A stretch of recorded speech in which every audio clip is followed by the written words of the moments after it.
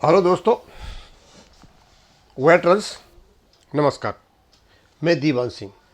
आपको पता है कि श्री वेंकटाचलम जी ने श्री DS मूर्ति जी को एक अवमानना का नोटिस थमा दिया और उसमें पूछा कि अपना बताइए 14 दिन के अंतर्गत, और क्या आपने जो कुछ कहा है उसको आप रेस्पॉन्सिबिलिटी लेते हो। उनका तो जवाब नहीं आया, लेकिन ये कमलेश चतुर्वेदी, राष्ट्रीय संयोजक united forum of B bankers, ने उस लेटर का जवाब दिया।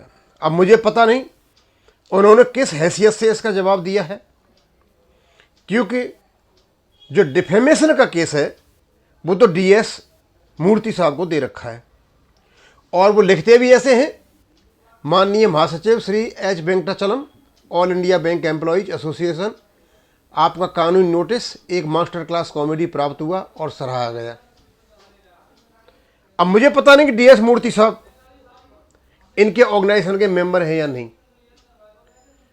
यदि वो मेंबर है भी तो अभी मुझे ये भी पता नहीं है कि ये इसका जवाब दे सकते हैं नहीं दे सकते हैं, पर यह जरूर हो गया कि उन्हें प्राप्त हुआ, तो इसका मतलब ये हो गया कि चतुर्वेदी साहब ने, मूर्ति साहब ने उनको पता होगा। अब क्योंकि कमलेश चतुर्वेदी भी एक यूनियन के लीडर हैं और वेंकटाचलम भी एक यूनियन के लीडर हैं, अब इन दोनों में आपस में रिबेलरी हो सकती है और होती भी है। देखा गया है अधिकतर कमलेश चतुर्वेदी जी काफ़ी क्रिटिकल रहे हुए हैं वेंकटाचलम जी के।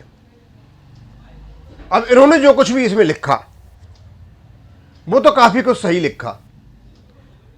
हम ये मानते हुए कि चलो मूर्ति साहब ने ये जवाब दिया है, तो पहले तो ये देख लें क्या क्या कहा इन्होंने। और मूर्ति साहब ने जो कुछ भी कहा, क्या वास्तव में वो डिफेमेशन है?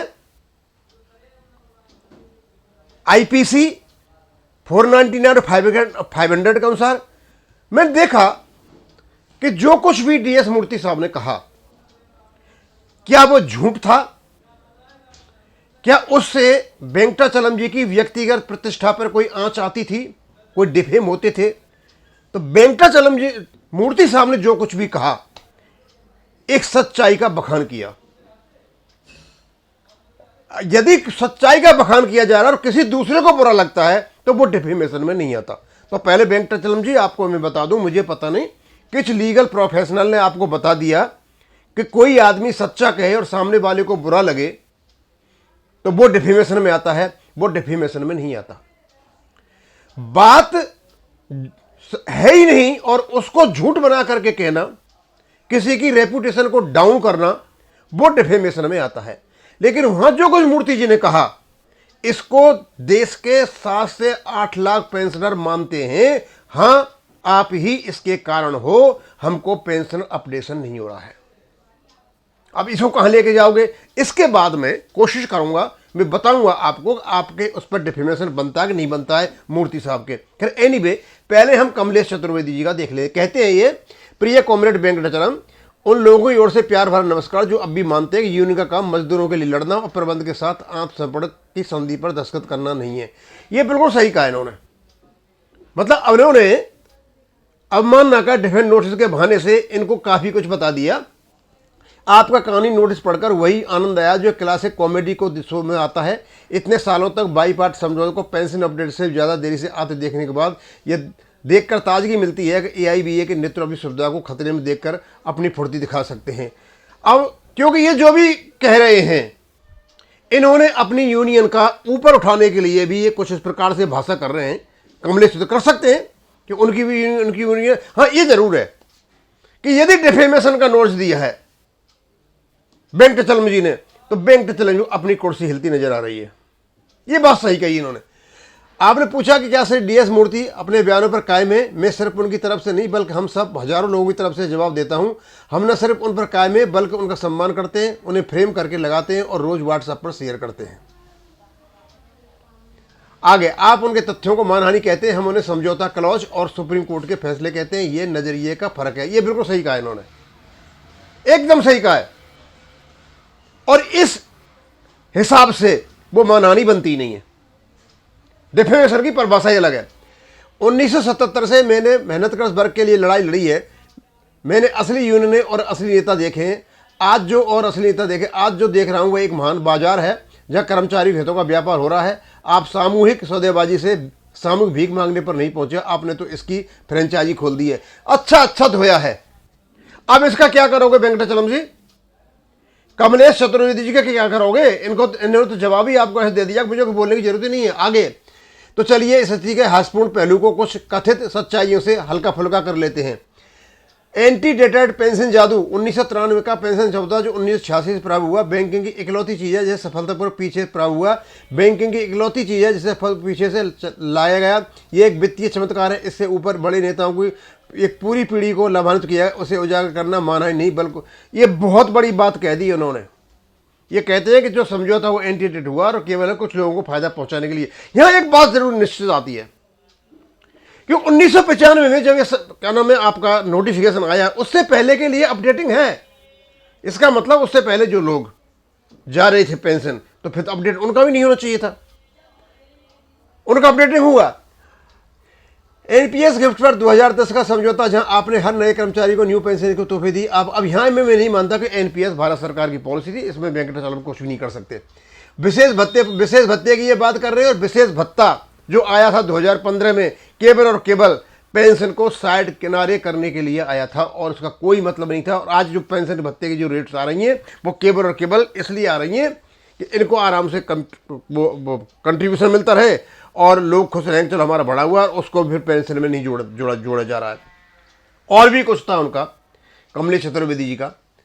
तो मैं तो यही बताना चाहूँगा वेंकटाचलम जी, आपने जो डीएस मूर्ति साहब को अवमानना का नोटिस भेजा है, मुझे पता नहीं आपसे कैसी गलती हो गई। ये गलती तो नहीं होनी चाहिए थी, क्योंकि आप भी पेंशनर हो और मूर्ति साहब भी पेंशनर हैं। आपसे व्यक्तिगत कोई भी गाली मूर्ति साहब ने नहीं दी है। मूर्ति साहब ने किस वही बातें की हैं जो आप जनरल सेक्रेटरी हो एक बहुत बड़े संगठन के, जो काम आपको करना चाहिए था आप वहां नहीं कर रहे हो। इसमें कोई शक नहीं है कि आप कलेक्टिव बार्गेनिंग के लिए आपने अपना ये बना रखा है यूनियन, ट्रेड यूनियन एक्ट के अनुसार आप कोई कलेक्टिव बार्गेनिंग नहीं करते हो। आप केवल और केवल अपने व्यक्तिगत स्वार्थों के लिए सौदेबाजी करते हो। और आपका एक नया, और पहले तो ये फिलिस्तीन को आपने 5 लाख का जो चेक दिया वो, और दूसरा और निकल के आ गया कि आप कोई कंप्यूटर का कॉन्ट्रैक्ट करके बैंकों में सुविधाएं उपलब्ध कराते हो, यानी वहां से भी कमाते हो। स्वाभाविक सी बात है, आप यूनियन के लीडर हो, आप ही काफ़ी चलती है, तो इसका मतलब हुआ कॉन्ट्रैक्चुअल जो ऑब्लिगेशंस हैं, कॉन्ट्रैक्चुअल जो बेनिफिट हैं आप बैंकों से ले रहे हो, केवल इसलिए क्योंकि आप जनरल सेक्रेटरी हो। ऐसा आपने कहा है वहां पे, ऐसा डीएस मूर्ति साहब ने कहा है। यदि उनकी वो बात सही है तो फिर तो सारी बातें सही हैं। फिर आप किस मुंह से कोर्ट में जाओगे मानहानि का लेकर के? और मैं बताऊंगा आपको, मुझे पता नहीं आप किस लीगल प्रोफेशनल ने बता दिया कि आपकी मानहानि हुई है। एक भी वर्ड डीएस मूर्ति साहब ने मानहानि का नहीं बोला है। उन्होंने सिर्फ वही बातें बोली हैं जो आपने पेंशनर्स को नुकसान कराया है। और इस बात को 7 से लेकर के 8 लाख पेंशनर मानते हैं कि हमारा पेंशन अपडेशन नहीं होना, हमारा डीए न्यूट्रलाइजेशन नहीं होना, एक्स ग्रेसिया में कोई बढ़ोतरी नहीं होना, और जीएसटी क्या नाम है आपका, ये जो पेंशनर जो मेडिकल इंश्योरेंस ले रहे हैं उसका सर्विंग वालों को तो गवर्नमेंट देती है, इनको नहीं देना, इसके बावजूद भी भारत सरकार ने उसका पैसा दे रखा है। इन सब का दोष आप पर जाता है। ये कलेक्टिव बार्गेनिंग का मैटर है। अब मुझे तो ऐसा लगता है वेंकटाचलम साहब, आप किस किस पर मानहानि करोगे? 7 से लेकर के 8 लाख तक पेंशनर वही सोचते हैं जो डीएस मूर्ति साहब सोचते हैं, जो उन्होंने जो कुछ भी कहा है। अब कैसे लेकर के आओगे? और कि होता क्या ऐसा डिफेमेशन केस में, मान लो कोई आदमी फंस जाता है, पता नहीं इस देश में कितने डिफेमेशन चल रहे। राहुल गांधी ने 15 बार माफी मांग ली, केजरीवाल ने 15 बार माफी मांग ली, कल को डीएस मूर्ति आप सोचते हैं कि चलो डिफेमेशन हुआ था माफी मांग लेंगे। तो आपने ले क्या लिया सर? क्या खोस लिया उनसे? कुछ नहीं है। आपने अपने को एक झुंझुना पकड़ा दिया है, और यह झुंझुना आपको बहुत महंगा पड़ेगा। बैठे बिठाए आपने अपनी बेइज्जती करा ली है। मैं तो आपको यही सलाह दूंगा, आप जनरल सेक्रेटरी का पद छोड़ दो और अपने संगठन को बदनाम मत कराओ। और मैं तो EIBA वालों से भी कहूँगा कि भैया ये मामला बहुत आगे बढ़ेगा, लोग बार कीचड़ उठाएंगे, इनसे बोलो कि भैया तुम अपने घर बैठो, बहुत हो लिया, बहुत सेवा कर ली, बहुत काम कर लिया, अब इतना ही बहुत है। अदरवाइज इसको ये नहीं देते तो। और दूसरा चक्कर ये है कि आप काम करो और ये जो आपने DS मूर्ति साहब को डिफेमेशन का नोटिस भेजा है, माफ़ी मांगते हुए इसको वापस कर लो, क्योंकि इसमें डिफेमेशन बनता ही नहीं है। मैं बताऊंगा आपको डिफेमेशन बनता कि नहीं बनता है। इस वीडियो के बाद जो मेरा वीडियो आएगा उसमें यही बताऊंगा कि इसमें डिफेमेशन बनता कि नहीं बनता। अब मैं यही खत्म करूंगा। थैंक यू, धन्यवाद।